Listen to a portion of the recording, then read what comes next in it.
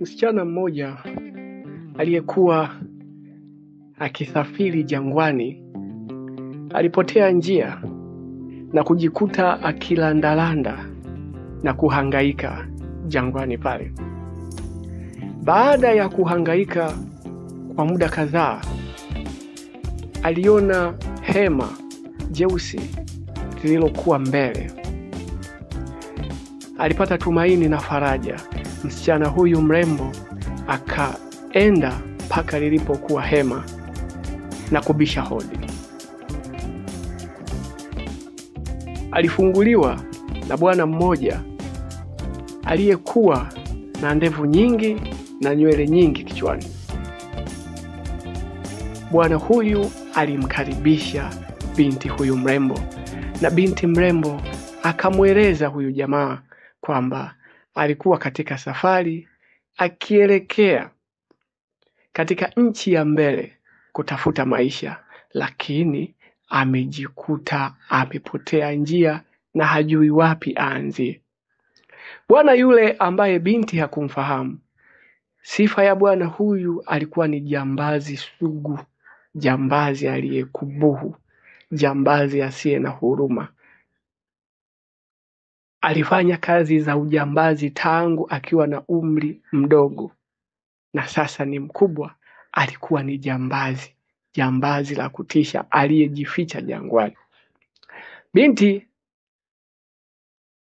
alijibiwa na jambazi yule kwamba asiwe na wasiwasi, angeweza kuishi pale, kulala kwa siku moja, na asiogope kabisa chochote. Siku inayofuata, bwana huyu ambaye binti hakujua kama ni jambazi, bwana huyu akamwambia kwamba angemuonyesha njia ili aweze kuendelea na safari yake kwenda katika nchi ambayo alitamani kupata mafanikio. Walikaa pale, jamaa akampa maji akanywa binti mpaka usiku ulipoingia. Baada ya kuwa wamepiga stori, wamezungumza, usiku ulipoingia waliingia katika hema moja wakalala.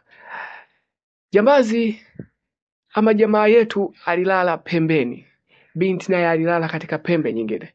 Akamweleza binti asiwe na wasiwasi, watakuwa salama. Kwa hiyo jambazi alitumia godoro lake, akampa na binti godoro moja, akawa amelala. Siku hii ya kwanza binti kulala, usiku wa manane, mida ya saa 9 usiku, binti alishtuka macho yake akiwa usingizini, akamuona yule bwana amelala pembeni ya godoro lake. Binti alishtuka, akapiga kelele. Yule bwana akamwambia, haina haja ya kupiga kelele, nitarudi kulala sehemu yangu. Jamaa akarudi kulala sehemu yake, lakini binti alikuwa akiogopa, akitetemeka. Hakulala tangu tukio hilo lilipotokea. Ilifika asubuhi akiwa hajalala.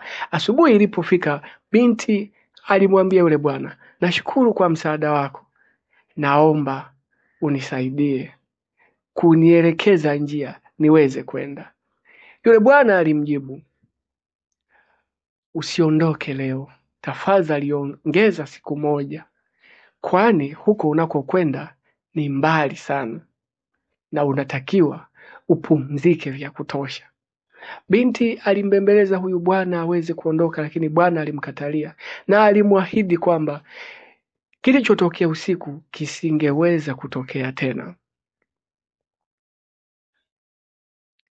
Basi binti alikubali kulala.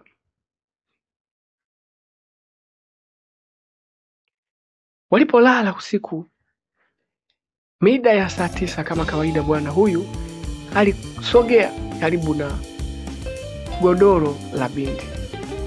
Safari hii hakufanya kama alivyofanya jana.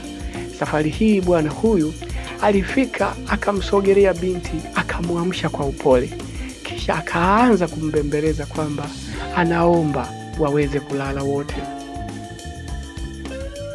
Jamaa alimbembeleza binti waweze kulala wote. Binti alikataa kata na akaanza kupiga kelele. Jamaa akamwambia, ukipiga kelele ni kazi bure, Hakuna mtu yeyote ambaye ataweza kukusikia. Binti alikataa, alishikilia msimamo wake. Basi binti alipoona jamaa anamlazimisha sana kufanya jambo ambalo hakuwa tayari, binti alinyanyuka, akamwambia nashukuru kwa msaada wako, kisha akatoka nje akikimbia. Jamaa alimkimbiza binti, akamkamata. Akamuuliza unataka kufanya nini? Akamwambia naondoka. Bwana yule jambazi akambembeleza tena binti akimwambia tafadhali naomba usiondoke. Nisamehe kwa niliyokufanyia. Siwezi kurudia tena. Naomba urejee ukalale. Mimi ni mtu mwema. Basi bwana binti akawa amerejea. Akawa amerudi ndani. Akalala, lakini usingizi wa mang'amung'amu. Alimhofia sana mwenyeji wake, ambaye hakujua sasa kwamba alikuwa akimsaidia ama alikuwa akimuingiza shimoni. Asubuhi kulikucha vizuri. Kulipokucha, binti akasema basi naomba uniruhusu niondoke. Bwana yule akamweleza binti, nisikilize, mimi nakupa habari ya kweli binti. Usipoondoka leo, ukiondoka kesho utateseka, kwa sababu nchi unayopanga kwenda kutafuta maisha na mimi ninapanga kwenda nchi hiyo hiyo.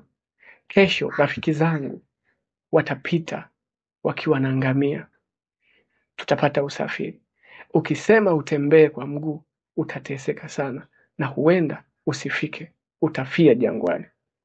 Binti alitafakari maneno hayo, akaamua kumwamini jambazi. Usiku ulipofika walilala kama kawaida. Lakini ilipofika saa 9 usiku, jamaa alisogea tena katika godoro la binti. Safari hii alianza kumpapasa. Binti akashtuka. Akataka kujirusha. Jamaa akamwambia hapana, usifanye hivyo.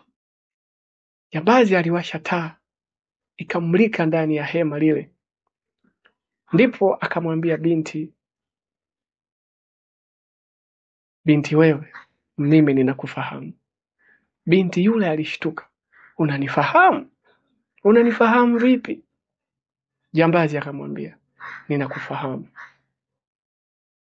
Umewahi kuwa na mume jambazi, kweli si kweli? Binti akasema ni kweli, lakini nilimpenda pamoja na ujambazi wake. Binti akaulizwa, sasa bwana wako huyo yuko wapi? Binti akajibu, aliuawa na polisi. Aliiba, akafungwa jela, akatoroka magereza. Wakati anatoroka, alipigwa risasi akikimbia, akafa. Jambazi akamuuliza, mliweza kuona mwili wake? Akasema hapana, walisema kwamba alizikwa katika makaburi ya halaiki na haijulikani kaburi lake lilipo, lakini alikufa. Jamaa yule akamtazama binti yule, kisha akamwambia,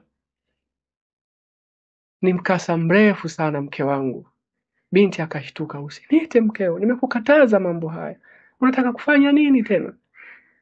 Jamaa yule alizikamata ndevu zake, akawa kama anayezibandua, kumbe alikuwa amebandika.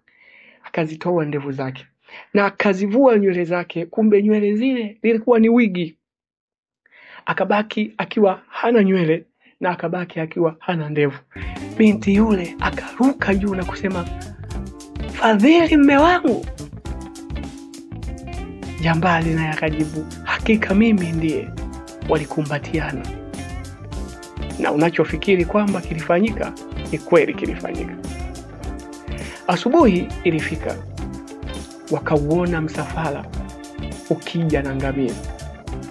Bwana huyu alikunja hema lake vizuri na magodoro, akachukua ngamia mmoja akapanda, wakajibana pamoja na mkewe, wakapanda ngamia. Wakiwa katika ngamia, jambazi akamwambia mkewe, mke wangu, kazi ya ujambazi siifanyi tena. Tunakwenda katika nchi hii kutafuta maisha. Wewe utafanya kazi ya kuuza duka, nami nitafanya kazi ya kubeba mizigo. Tutaishi maisha ya amani. Sitaki tena kuishi maisha ya kijambazi. Nashukuru sana nimekupata.